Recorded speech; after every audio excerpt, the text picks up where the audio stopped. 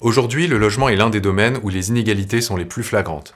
Pendant que certains s'achètent des résidences secondaires et spéculent sur l'immobilier pour s'enrichir, d'autres dorment dans la rue ou vivent dans des appartements insalubres. Il y a plus de 3 millions de logements vides en France et 350 000 personnes sans domicile fixe.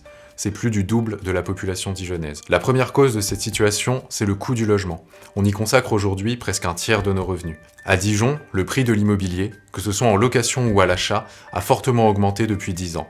Nous demanderons la qualification de Dijon comme une zone tendue, pour pouvoir encadrer les loyers. Il est grand temps de retrouver la raison en permettant à toutes et tous de vivre dans des conditions décentes. La mairie actuelle souhaite faire du Grand Dijon une métropole touristique avec un objectif démesuré de plus de 400 000 habitants à horizon 2040. De ces choix découle une bétonisation à outrance au détriment des Dijonnaises et Dijonnais. Nous réviserons le plan d'urbanisme pour favoriser la rénovation de l'existant, la création de logements sociaux et réhabiliterons les logements vacants autant que possible. Notre objectif n'est ni d'accroître la population, ni de favoriser le surtourisme, mais de privilégier le bien-vivre des habitants avant tout. Si comme nous, vous pensez que le logement est un droit avant d'être une marchandise, les 15 et 22 mars, votez Dijon Populaire.